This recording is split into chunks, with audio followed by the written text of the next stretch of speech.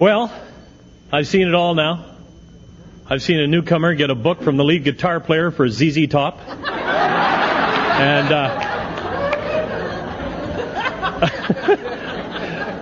man, that's a long time sober. 46 years, Ben. I was born in 1952, buddy. This is what your sobriety looks like in human form. So you know.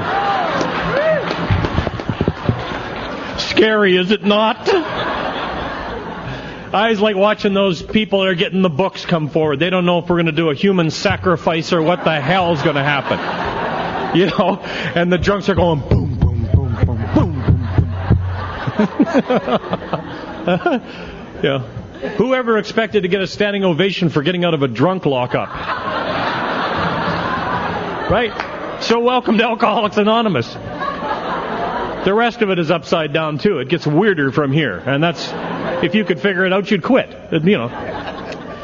Anyway, I want to thank the committee and sweet little Melissa, who came and picked me up in her car and then locked it in the garage and can't get it out.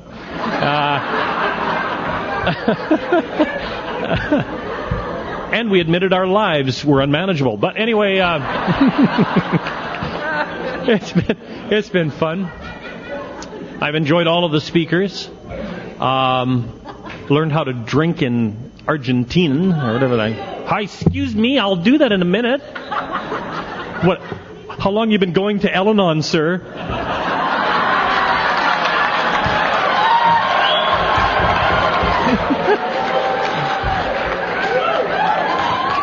That's the one that's always trying to control me. That's why I accused you of it. Well, hi, my name's Marty Jeffrey, and I'm an alcoholic. Now I can't remember what the hell I was talking about. Thank you.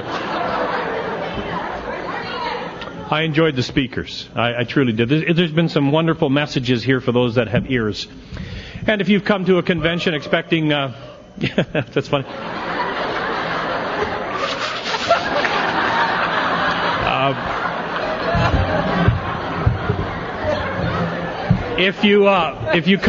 If you come to anything and expect the speakers or the committees or anybody around you to do the deal for it, it's not going to happen. The thing's inside of you. It's most interesting. You know, Henry Drummond once said that if you go to read a book a second time, there's nothing new in the book. What is new is what's changed in you. And so every convention you come to, that's the spirit of San Francisco, is this thing that's going on in this room now beyond me. If I happen to say something that was really meaningful to you tonight, chances are I was talking and you were daydreaming. And you just thought I said it. I've had countless times people have come up and said, you know, that part where you talked about so-and-so and such, and man, that was touching. And I didn't talk about that. See, we're so self-centered that somebody says two words and we go off. You know, oh. And we have a catharsis right in the room, and sometimes people have to clean up after us. That's right. Anyway, I am an alcoholic, and what that means to me is that there are times, once I start to drink, I cannot control the amount I drink. I don't know if that means anything to you, but man, that was what was really wrong. And then the other thing was, I could not, for the life of me, bring into my mind with sufficient force the suffering and humiliation I was causing myself and others. Couldn't remember. Before I'd start drinking, every single time I started drinking, I couldn't remember. It was like, what's the big deal?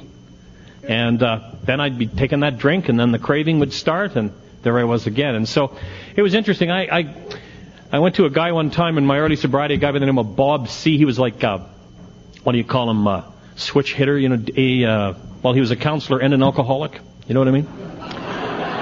And I said, Bob, what's wrong with me? And he said, do you want the Alcoholics Anonymous 4-word version? Or do you want the medical modality type description? I said, well, give it to me medically. I want to know what's wrong with me. And he said, what's wrong with you is that you have a biogenetic chemical disorder centering in the hypothalamic information control center of your brain. And that is made worse by your liver's inability to metabolize alcohol without producing acetaldehyde, which mixed with dopamine produces tetrahydroisoquinoline, which is a deadly combination given your narcissistic, egocentric core, which is driven at driven at times by feelings of omnipotence which tend toward their own integrity at any cost, even stimulus augmentation and cognitive dissonance.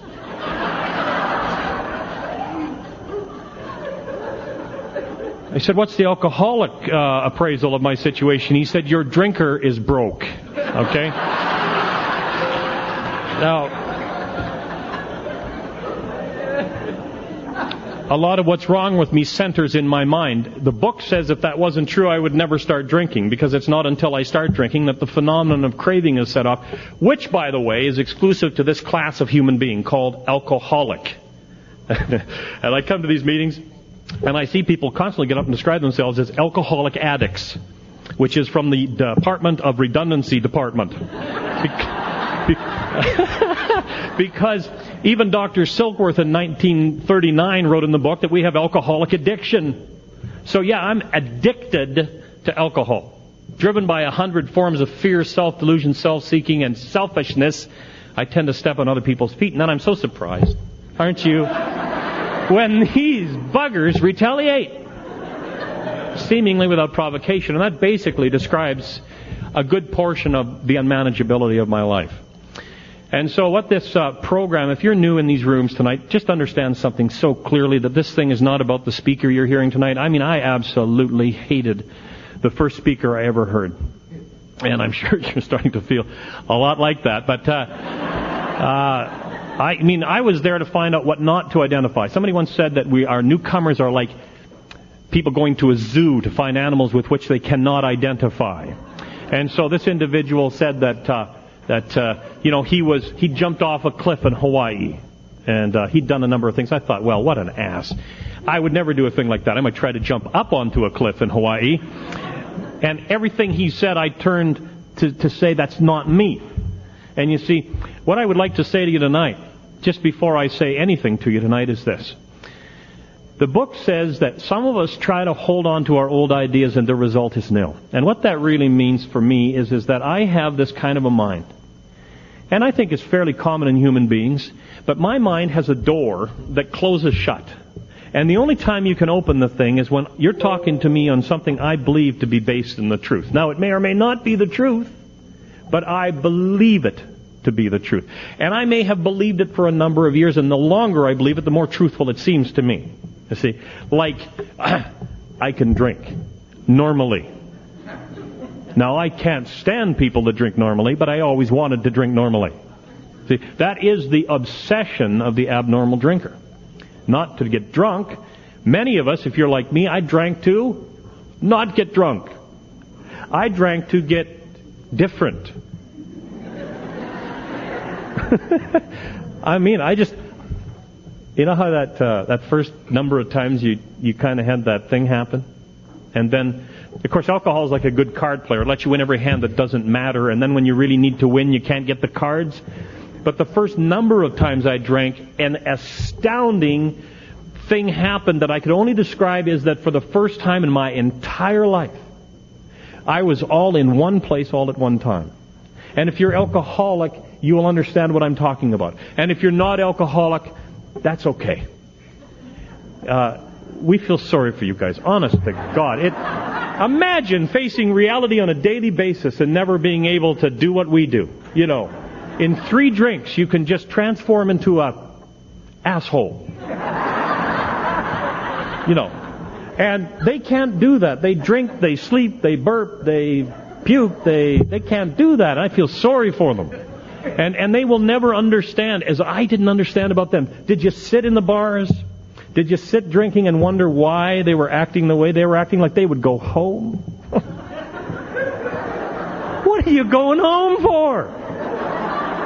The fight hasn't even started yet. What the hell are you going home for? You must be some sort of a relationship where the other person is running your life. You never went into the bathroom first because they talked about you. Unless it was your round. And then you went in there because then everybody else would pay. Now, if you're alcoholic, you know what I'm talking about. See, alcoholics traditionally, at least in the group I drank with, do not have a great amount of disposable income. It's kind of used up between getting out of scrapes and getting more to drink. And your life starts to focus to a kind of fine point, which is either how am I going to get drunk, how am I going to get out of the last time I got drunk, or I am drunk right now. And you see, the first time I drank, I had no idea. I believe that in my body, this process that is called alcoholism had begun long before I ever induced alcohol. The book says that alcohol is only a symptom of what's wrong with me. Some of you have already confirmed that. I mean, I'm like this sober. Can you imagine me drunk? I stopped talking. I did. I would just take a few drinks and then walk over and slap you right up alongside of your head. And I didn't even dislike you. I just wanted to see the look on your face. That's the honest-to-God truth. I was driven to do bizarre, seemingly heartbreaking things at times that in the morning I would wake up and have bits and pieces and flashes and, oh my God, why did I do that? Only to go and do that all over again. In some places, that's called insanity. Okay? Here, that's called the morning after. You see, the first time I induced alcohol, and I don't want to get into a who drank youngest contest, you know. Somebody once said that if you made love, said that you'd made love to a zebra at an AA meeting, somebody would say, well, at least yours was a female zebra, you know. You cannot go under a drunk. Doesn't matter what you've done, they've done worse. And when they come in, they admit nothing. They never did anything. And then all of a sudden they turn into terrible people. Right? Anyway, I had my first drink, I was 11 years old. I had had a bad day. Now, I mean, that's funny when you're 11 years old. Everything is just as ugly as it is now. I could figure out that life sucked. I didn't need to be 40. I'd gone to school, they'd passed around this damn form on religion. I was not big on religion. I got kicked out of Sunday school at age 10 for selling condoms. Now, I want you to understand that this was a big spiritual problem for me. For many, many years, I resented and hated churches. Because as a little boy, hanging around with another little boy whose dad was a pharmacist, we got a hold of some condoms, and all we were doing was filling them full of water and throwing them at cars. Putting them on top of our heads, you know, things like that. Not a big deal. I took them into the sanctuary and sold a few of them to my friends and was thrown out as a dirty little pervert.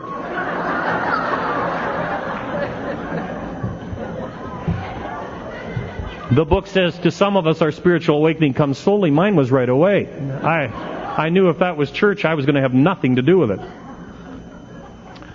Anyway, I carried that around for a long, long time. People would say, God, I'd think condoms. God, condoms.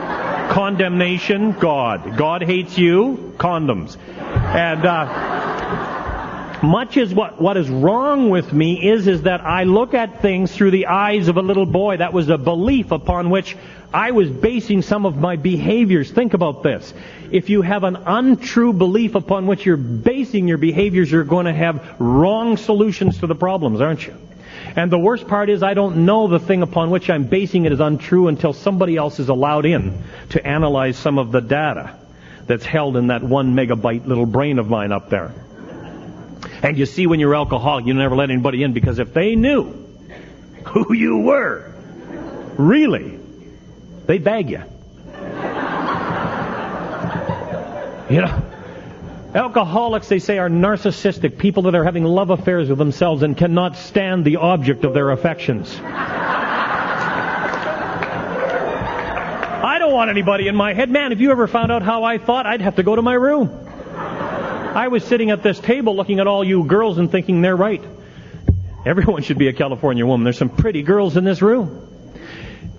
My head is a bad neighborhood. Somebody once said, Marty, when you're deep in your own thoughts, you're behind enemy lines. It is. It's true. A friend of mine in the military said that to me not so long ago. I cannot go there unless I am on a spiritual footing. So I'm this little boy. I've got all of these delusions in my mind. Things that I've decided. Hated my family. I don't know if you can identify this, but I was sitting at the breakfast table one morning, and my mother was breathing in and breathing out. Breathing in and breathing. It was really starting to irritate. Breathing in, breathing out, breathing. I'm thinking, stop that! I've got pressure over here, for God's sakes. They've handed around this form in grade 6, and it says on it, what's your religion? And I can't remember if we're Protestants or prostitutes. I always got these two damn words mixed up. This is a little boy. Me, the condom salesman, I don't even know what the words mean. And so I put in the form prostitutes. Honest to God, seriously bad mistake. I was sent in the hall to learn to understand the true meaning of the word resentment. A resentment is a reoccurring bad feeling. Man, I lived killing that teacher. I used to tire myself out. Between the sexual fantasies and killing that teacher, I was exhausted a lot of the time. I needed a drink. And so when my little friend called me over, he said, Dad is going to have this big, they finished building the house, and they're going to be free liquor. So we went over there and got into a thing called Loganberry wine. Oh man, some of you finished up on that crap, didn't you? Man, it's magic. Goes down a real dark purple and comes up a foamy pink. Oh, yes. Floats on the water like Dream Whip. Just like when you're 11, this is good stuff. Projectile vomiting. Only alcoholics can puke over their own heads and not get their hair dirty. This is another symptom. Only alcoholics can pee somebody else's pants. You figure it out. I've seen it done. I'm drunk. I'm in this bathroom. I'm having a spiritual experience. My God, I'm all in one place. I'm thinking I can beat the hell out of my brother Michael. Did you get bright ideas when you drank? The only place you ever hear the words alcoholic and genius in the same sentence are at meetings of Alcoholics Anonymous. Our ideas were insane. Michael was 4 years my senior. So if I was 11, he was 15. What do you think my chances were? But I knew with a certainty that I could beat the hell out of him. And he had been tormenting me from the time I was a child. And oh God, I wanted to beat on him. And so I got on my bicycle. Now you see, you shouldn't drive when you're drunk. I did a skin donation for about 45 yards, and as I'm carrying across the pavement, I'm thinking to myself, this does not hurt. Another alcoholic discovery. I get on the bike, I wind it up, whack, right into the back of a parked truck. We were going through the lower companionship thing quick, real quick. I was progressing through the stages quick. I think I could have done the 20 questions and been in that day.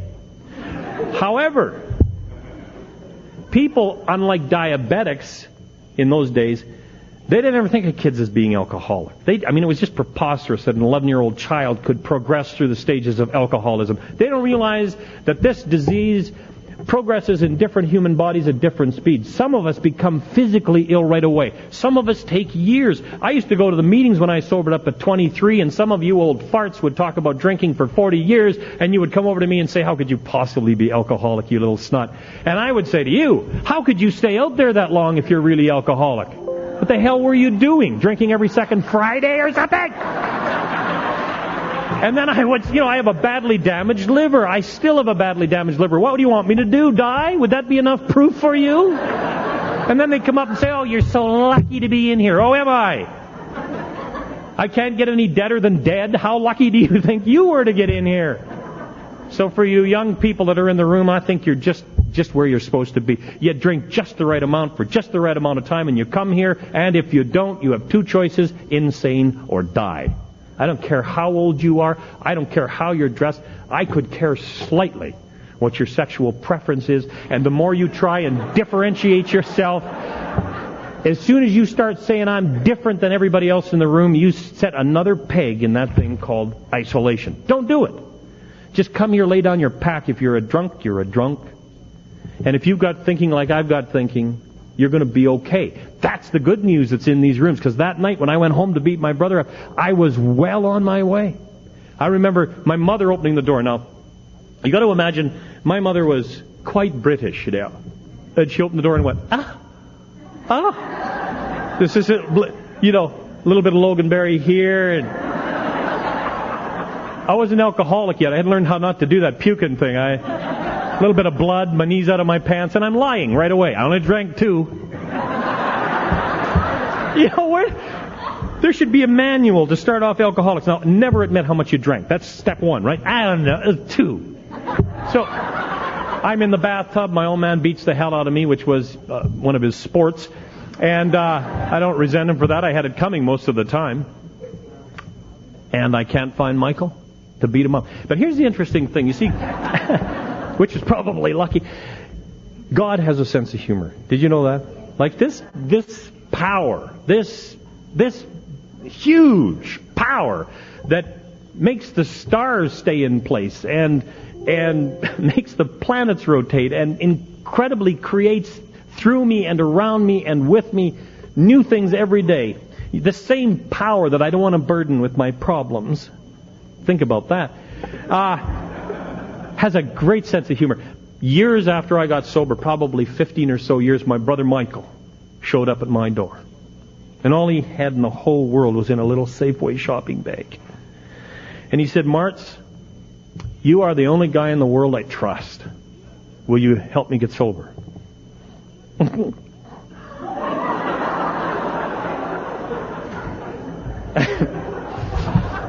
Oh yeah, sure I will. Come on in, son of a bitch. I'll help you all I possibly can if you will do precisely what I say.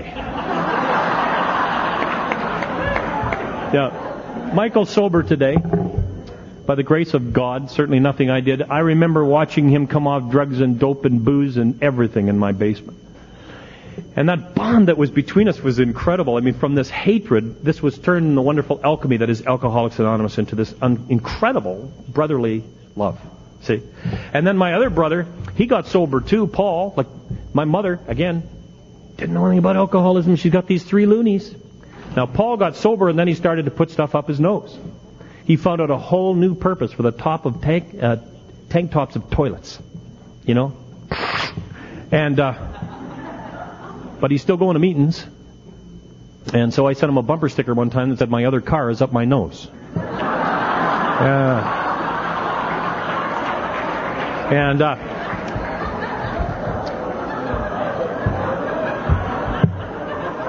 He told me I was an unfeeling bastard, and my brother Michael, the other one, said he sure is. I mean, he sponsored me. I know exactly what you're talking about. Paul is clean and sober today. Paul is 50 years old, having one baby after the other. I think he finally found out what the plumbing was for or something. I don't know. It's excited to be on the planet. So isn't it wonderful? But anyway, my mother, the only alcoholic that was in our family was Uncle Sam. And Uncle Sam used to get drunk and close one eye. And then he'd start talking about the war. And I thought, man, if I ever looked like Uncle Sam, I quit. Did you set standards for yourself? You know, by the time you're finished, you could go under a snake wearing a top hat. You know, if I ever do this, if I ever, well, I don't, you know, if I ever like that Uncle Sam. Uncle Sam would talk about being on these big ships and fighting the Germans, and it was incredible. He'd been overseas, but he was in the army. And there's a big lesson here for all of us. Alcoholics will lie about anything. The truth could be good enough, and we lie anyway. And so when he was drunk, all of his accomplishments, all of his medals, all of his stuff didn't matter to him. It had to be something different than that scumball he perceived himself to be. And you know, after I was about 2 years sober, my wife said to me, you know, the thing I hated most when you drank was when that eye would close.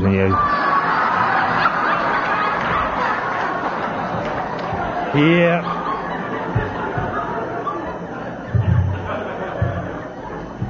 So alcoholism is very monotonous. If you're just starting out, very monotonous. You tend to do the same things over and over. People sometimes say that a definition of insanity is doing the same thing over and over and expecting a different result. I don't think that's quite right. I think that that insanity, one of the symptoms of insanity, is doing the same thing over and over and expecting different results. But certainly the monotonous aspect of alcoholism is present in every single person with whom I've ever spoken. And that is that it starts out in the same cycle almost all the time. I always drank to recapture that night in that bathroom and that sensation. Dr. Silkworth said that elusive feeling that I once gained from alcohol. Drank every time I drank for that, and somehow I would just go over the top. You know, I would just start to get that thing going and then over the top, you know.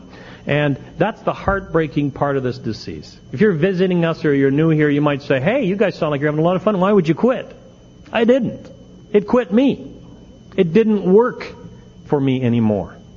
And I'll tell you, the book says the most incredibly true thing. It says, when you can no longer get the relief from alcohol, when you're drinking and fearful, now you have loneliness that few people could ever understand. That's the blackness and the madness that is this disease.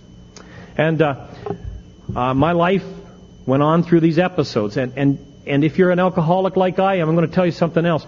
The tickets that you will pay increase as well. At first it was like roll the car and everybody'd get out. And then, you have a fight and nobody got hurt. And then all of a sudden it started. And one of the guys called me over one night and got a big bunch of whiskey into him and blew his head off with a revolver. And then another guy was shot and it ricocheted off another guy's button and it killed my friend Bobby. And it just started, knife fights. And, I was in places drinking with people. I had no idea why I was going there. At 19 years old, I was a radio announcer on one of the top stations in Canada, and I had a wonderful career, and I used to get off the air, and I would go and buy a gallon of wine, and I would go to Skid Row, and I would get the old boys off the floor, and we would drink together, and I had no idea why. And we used to line up at one of the big breweries, and they used to give us free liquor. And they used to say, what the hell are you doing in this lineup? Because there's Rubby, Marty, Rubby. And I'd say, hey, I'm here to see what it's going to be like when I grow up. Sometimes humor spoken is the truth, and the pain of that. Coming home, and why was I going there? I don't know. But I knew that those people did not judge me. See, if you're in this room today and you drink like I drink, you're going to start to run out of people who want to drink with you. You guys just let me know if I'm interfering with anything over there. Let's face it, the dance is the big thing.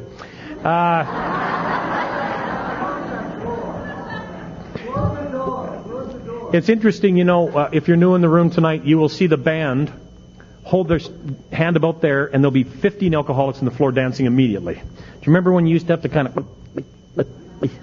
2 more drinks and I'm going to ask her to dance.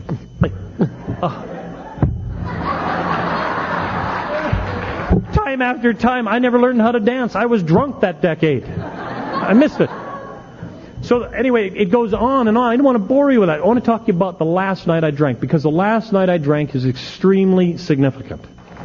Because it started like so many times before. The pledge had happened the night before, I will never drink again. Now I know that's an uncommon sort of a statement for a lot of people, but I was making this with an ever-increasing frequency. And I had said to God, if you just please get me out of this scrape, I will never drink again. And I had done some incredible things. I really believe that the book talks about demoralization, the picking away of your morals.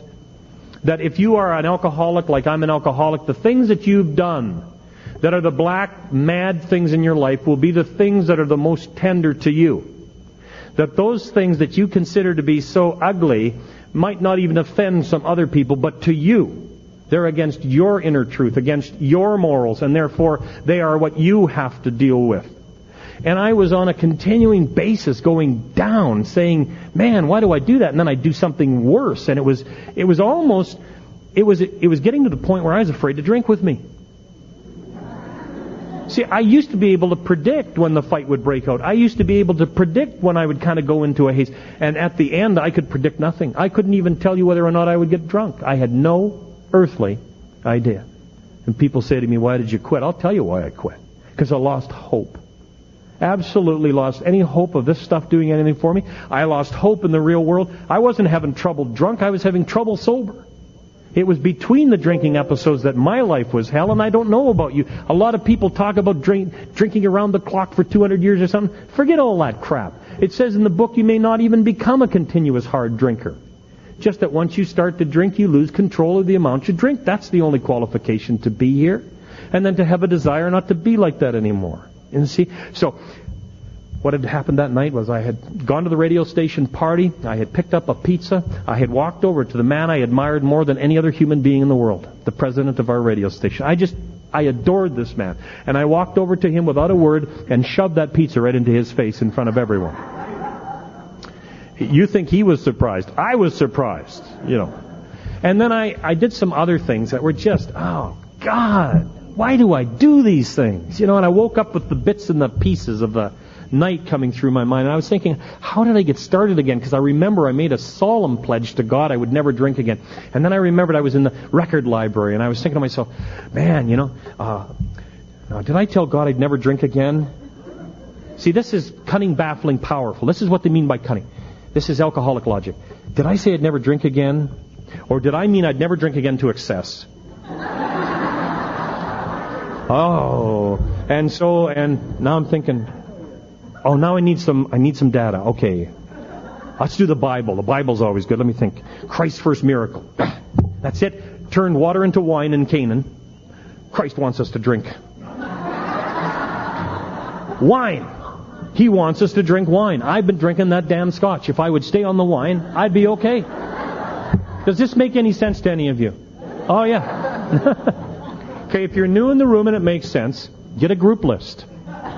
Normal people don't think like this. Normal people stick their hand on a stove and say, damn, that was hot. I don't think I'll do that again. We stick it on there and say, I wonder how long I can hold it on this time.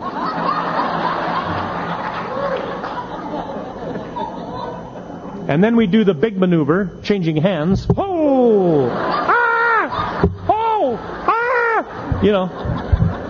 Stick your ass on there because your hands are too sore.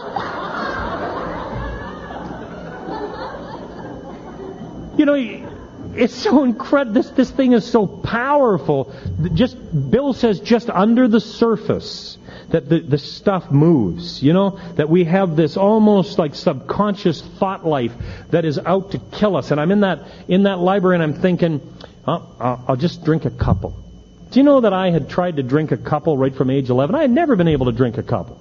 Once I start to drink, I can't control the amount I drink. And so I went over and I had a couple of glasses of wine, and all of a sudden the guy across the table's looking very surprised. I said, what happened? He said, you just slapped me across the face. What the hell do you mean what happened?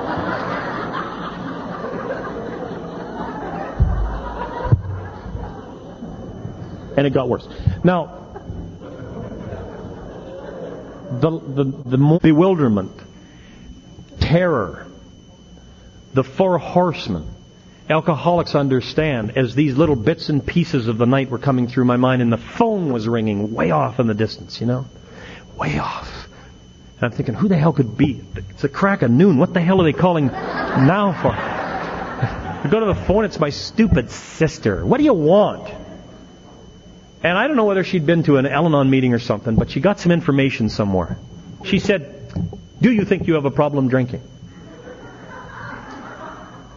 No, I didn't. Nobody drank like I drank. People would go under tables. People would, puke. I never, I didn't have any problem drinking. Staying sober I was having some trouble with, but the drinking was going very well. She said, if I send a guy over from Alcoholics Anonymous, would you talk to him? I'm thinking, I haven't got enough trouble. Now I got to help this jerk from Alcoholics Anonymous. I figured, what the hell? Maybe I can make a donation or something and they'll go away. Everything I say from here on, I want you to know, sounds like criticism, but it is the deepest. It is with the deepest affection. This man that came into my life saved my life. He had some shortcomings. He did not understand the meaning of the word rejection. Just didn't get it. He had no earthly idea when he'd overstayed his welcome. Not a clue. It's time to go home, Dwayne. Go home, Dwayne. Jesus, go home. Don't you have a home?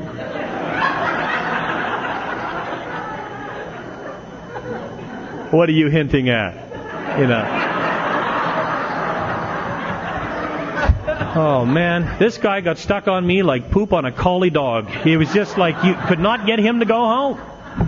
Anyway, our first meeting, he's also a comedian. This is what you need when you're puking sick, hungover, guilty. Guilty. You want to know if you're alcoholic? No one in the world feels guilt like an alcoholic feels guilt in the morning, and you haven't left your house. You just suspect you've been somewhere bad. You don't know what the hell you've done. You know if you got out, it was bad, so guilt. This guy comes to my house and he says to me, I understand you drink even when you're not thirsty.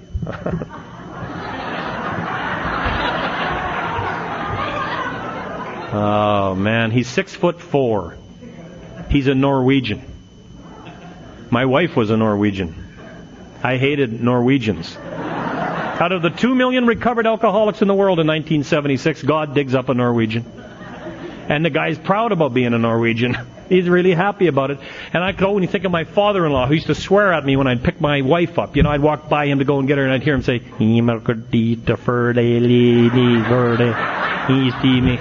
at the barbecue. And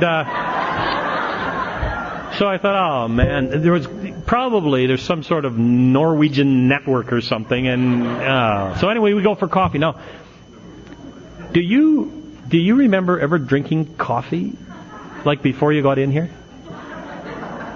Like he said, let's go for a coffee. Why? We'll talk. Why? And we went for coffee, and you know, in the chapter Working with Others, it says, you know, if your guy's in the right frame of mind, tell a few humorous incidents. This guy did not even find out if I was in the right frame of mind. He just started talking about getting drunk and doing stuff. God, we love to talk about ourselves. And I mean, so when he would finish a story, I'd tell the story, and then he'd finish the story, and I did about half of my fifth step with this idiot before I even understood what he was doing. He just disarmed me like no human being had been able to do. No doctor, no priest, no clergyman, no one had ever disarmed me. Nobody spoke the language he spoke. Nobody seemed to understand at the depth that he understood. Nobody ever reflected back to me what I was talking about. And I knew in his eyes he knew, except he lied. You know, he said he'd been sober 13 years. I don't think so. You know, I knew what happened to people that were sober 13 years. They became Mormons. Went to Argentina.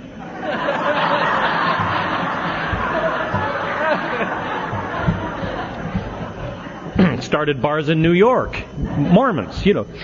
Anyway, this was the most disconcerting. I thought, I got to get the hell away from this guy. And so he made this absurd proposal. He said, come to a meeting. I said, what kind of a meeting? He said, a meeting of Alcoholics Anonymous. And I thought, well, when is it? He said, it starts tomorrow morning at 9 o'clock. It's 1 hour. You'll love it. I said, okay. Because I'm an alcoholic. Alcoholics will agree to anything if there's time to get away. You know that? And so I left the house at 8 o'clock and he was out there waiting for me.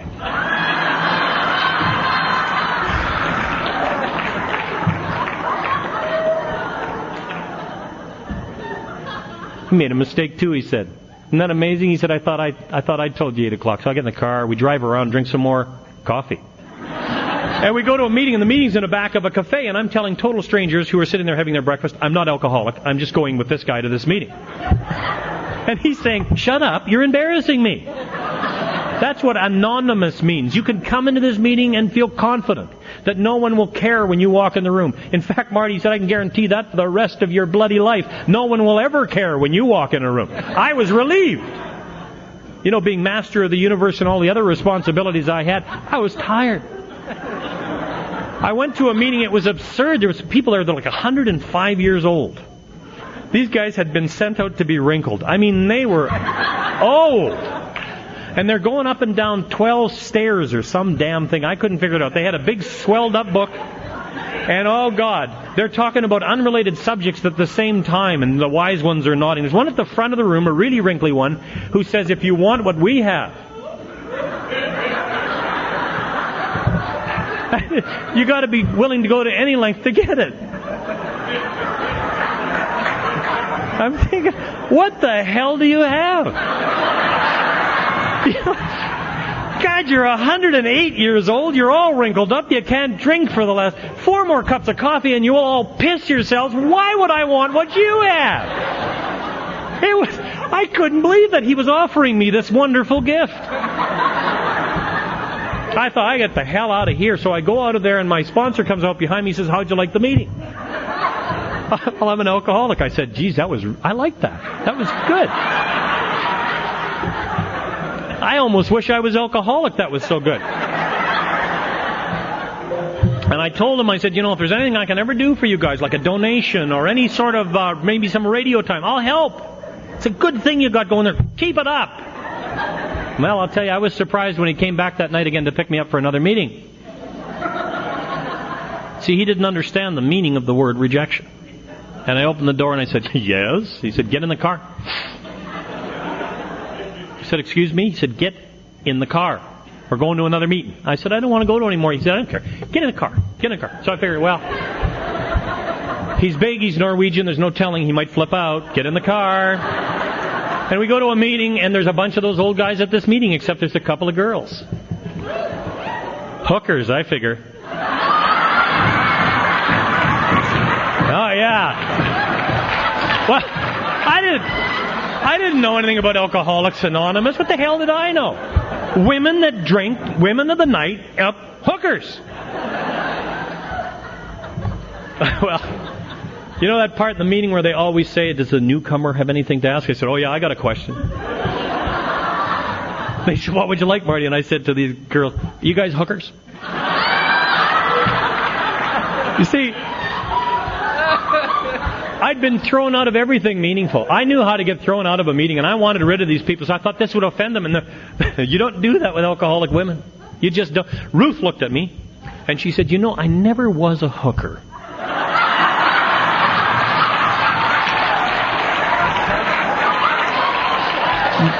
But she said, occasionally, if I'd meet an anemic little turd like you in the bar, and he was a very good boy, I'd take him home. And if he stayed good, he got lucky. If not, I just kicked his rear end out of the house. Well, I hate women in Alcoholics Anonymous now, too. I hate Dwayne. We get in the car. I say, that's it. I'm not going to any more meetings. He said, oh, that's ridiculous. Of course you are. Now, I know you got to kind of soft sell this to the newcomers, right? Like you wouldn't want to offend anyone and drive them out of here. Tell Dwayne. He said, you know, you're going to go to a lot of meetings. In fact, you're going to go to 90 meetings in the next 90 days. Or I'm going to kill you. So what the hell do you mean by that? He said, well, let me put it to you this way. If you wanted a beer, you just call me, I bring it over. You drink the beer, and then I beat the hell out of you. I said, why? He said, because if you drink, you're going to get in a fight. I don't want you to get hurt by strangers. I'd rather do it myself. That's AA love. This is the kind of sponsorship I pray you all would have. I hated his guts for over 2 years. I worshipped the ground he was going to be buried under. I fantasized setting his car on fire. He had a dog that was so old it couldn't bark anymore. And you'd hear...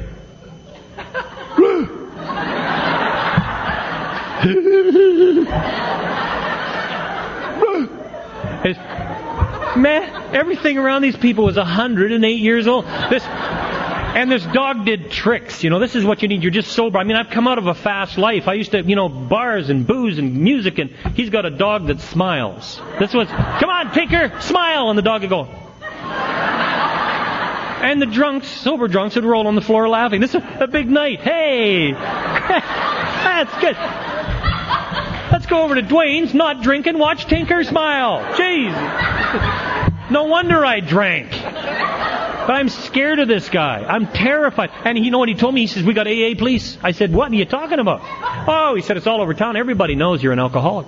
I said, what happened to this anonymity crap? Oh, well. He says, not anonymous among us. We all know where you are. And he said, if you drink or anything, I'll know within 2 minutes. So you might as well just stop right now. Go through the 90 days and survive. And so I did. And then I went to my final meeting, the 90th day, which coincidentally was Gratitude Day. I was grateful.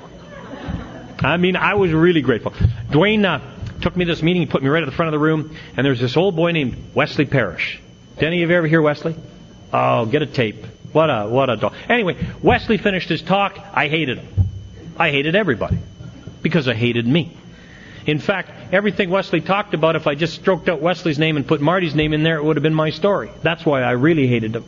Because I thought Dwayne had told him everything about me. I thought that the big book had the word Plattsburgh in New York in there because that was the only city in the United States of America at that point I'd ever been to. That's how self-centered I was. They published a whole book with Plattsburgh, New York in it, so Marty Jeffrey would think that he was at home.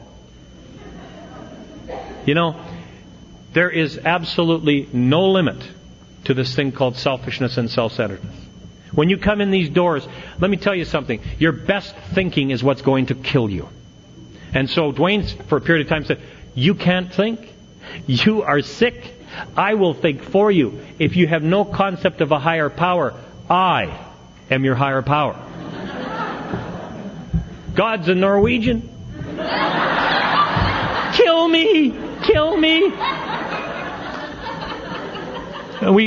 Wesley finishes this talk at this gratitude meeting I go to, and I mean, it's like everybody stands up and they're all in love and they're all hugging and kissing. I want to get out of there because I'm going to puke. All I'm thinking about is tomorrow I'm out of this man's grasp. Tomorrow I set his car on fire. Tomorrow I kill Tinker. Tomorrow is really gratitude day.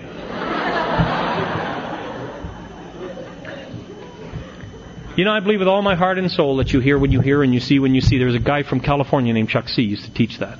I listen to him all the time. I mean, he's just a mentor to me. Just a marvelous, marvelous insight. And so that night when Wesley finished and everybody went to hug him, Wesley never minded about all of the people and all of the adoration. He walked right past all of them and came right up to me and said, "What is bugging you, boy?"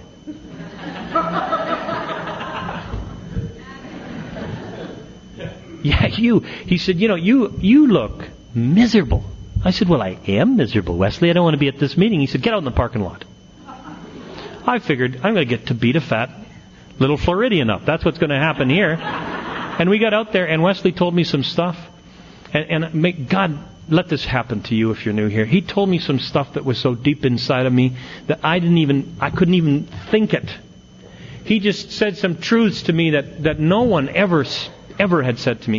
He told me things about myself of which I had only dreamed. He told me I had something big inside of me, and that one of my problems was that I never had any organized way to get that out. And he just gave me a marvelous vision of being comfortable sober and about being intimate sober. And he built this thing for me, and I went away from there and I got in the car and I said to my wife, "You know, I think I'm going to stay sober. I think I'm going to keep going to meetings." And she said, "What?" I said, "I'm going to stay in Alcoholics Anonymous." And she said, "You mean you could have quit?" Dwayne said, "Once you're in, you're in. You can't get back out."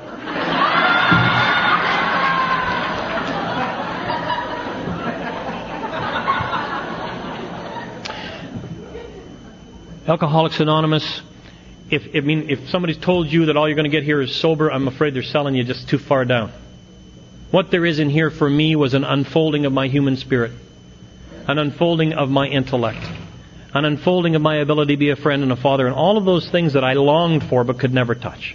You know, in Alcoholics Anonymous, there's absolutely no limit to what a human spirit can do. And I'm standing testimony to that tonight. If you can't get anything else, remember, as Bill said, that a human colossal failure stood in front of you tonight, transformed into something that is just so much better than what I had yesterday. You know, I went for lunch one time with about 9 months sober with this old boy, and he said, "Been watching you in AA." I said, "Hey." I thought that's probably a good idea because I thought I was a real up-and-comer. "Yeah," he says, "I've been watching you," and he says, "I keep looking at that beautiful wife of yours. I keep thinking, I'll bet Marty's the lousiest lover in Alcoholics Anonymous."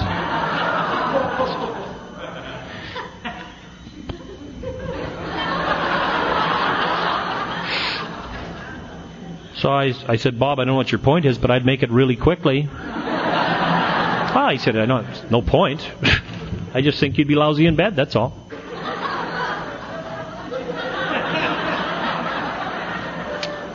"Yeah," he says, "seems like such a shame of a waste of a beautiful woman being with a selfish guy like you."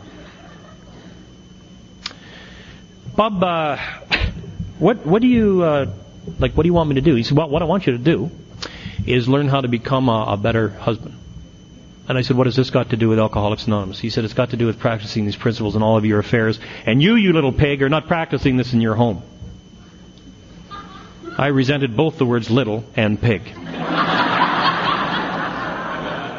He said, "You know, for someone like you to go home and make love to a beautiful woman like that, you need to think about bathing. You need to think about putting on your robe, and you need to think about wearing some cologne. Like, pretend you're on a date. Pretend you're trying to impress her. Then I want you to get into bed with that woman, and I want you to slide your arm under the back of her head, and I want you to hold her near to you. And I want you just to lay there, Marty, for at least 20 minutes. And then I want you to say in a very soft and reassuring voice how proud you are of her standing beside you in the job she's done with the children while you're out there acting like a jerk. And then, Marty, I want you to go to sleep. What an order. I can't go through with it. You know what I'm saying? Why would you do all that sucking up and then not score? I'm an alcoholic. Anyway, I knew he'd check with her. This guy wasn't even my sponsor. He was just in the group, the nosy turd. So I went home and I cleaned up and I put on the cologne and I shaved and I got in bed and I slid my arm under her head and we laid there and I said, baby, I'm so proud of how you stood by me through all of my madness and how you've been such a wonderful mother to the children while I was sick, and thank you.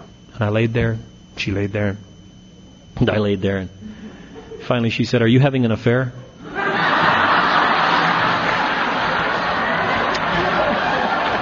Yeah.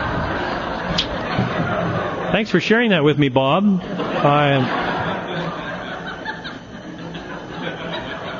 You see, one of the big problems when you're alcoholic is that what you say is never interpreted as what you meant after you said it. And like she didn't know the place from which I was coming. He was right. I had never slowed down long enough to have any intimacy with that woman. I was just mixed up. I didn't know any better. Thank God some big snotty AA old-timer stuck his nose into our business. It saved our marriage. And on October 20th, Shirley and I are going to be married 25 years.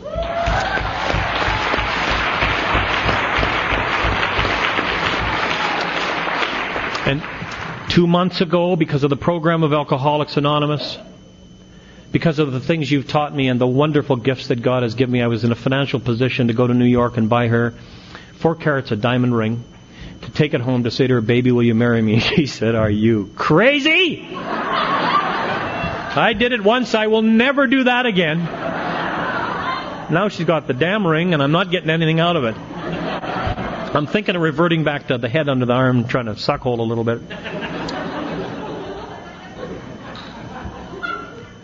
The book Alcoholics Anonymous says that alcoholics are incapable of forming and maintaining a meaningful relationship with other people.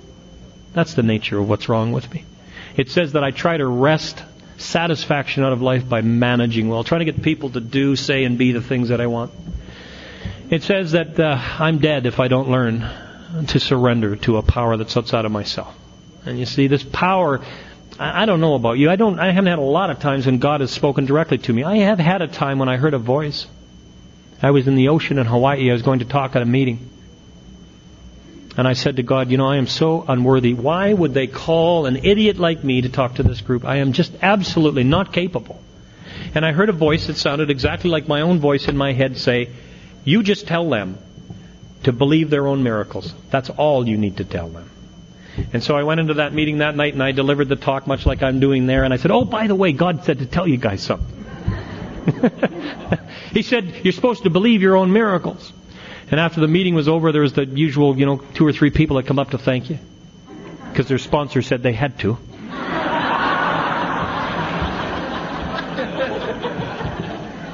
And this road-worn looking individual came up to me and said, tonight, I heard it. Tonight, I know I'm going to be okay. And I said, what did you hear? And he said, I never believed in miracles. And tonight I know that what I have going is a miracle. A miracle is simply something we cannot explain. He said, I cannot explain why I have been allowed to come here one more time tonight, but I'm going to be okay. And you know what? It was all clear. That a whole bunch of this thing is about crucifying the old Marty. Slowest death in the world, and you'll fight and kick until the end because it's hard to accept what's better for you. So let me just sum up by telling you what it's like now. I have 3 children.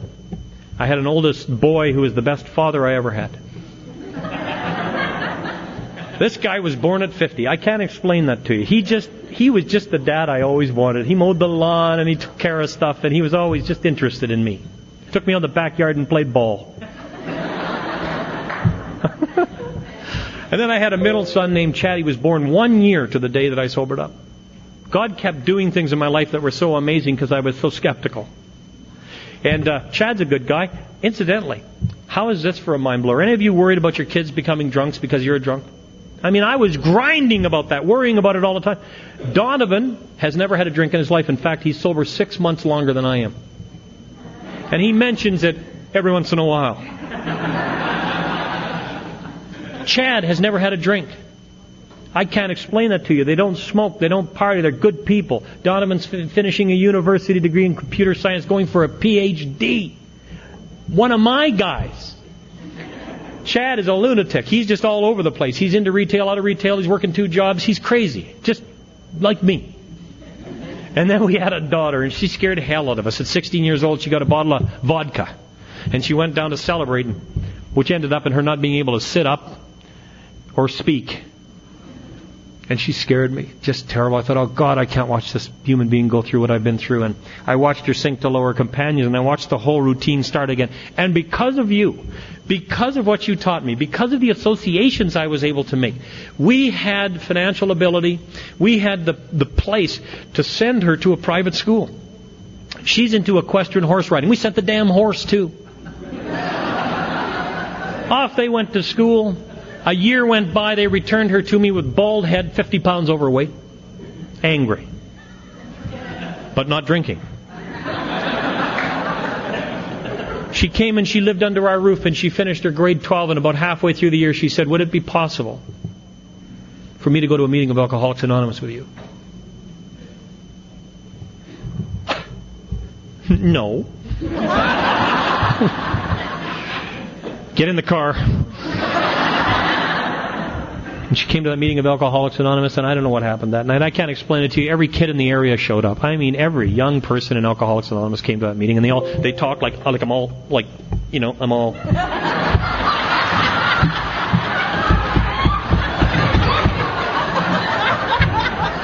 And she's going... And so I like puked, and then I'm all on the floor.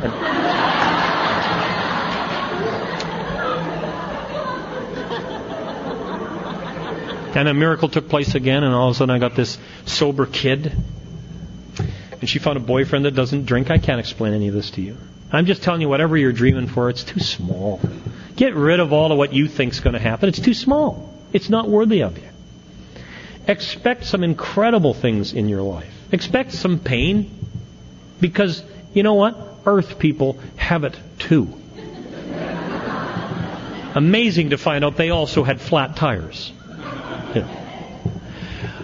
Expect a miracle in your life. When you do the steps, it says, you know, if you've been painstaking about this phase of your recovery, which is that you're cleaning up the wreckage around you.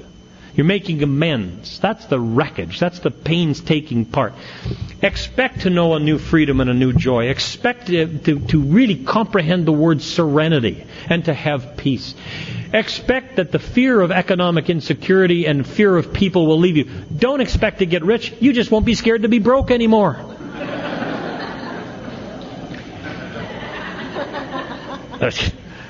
Expect to be surrounded in a fourth dimension of living that is infinitely more wonderful than anything you have ever had before.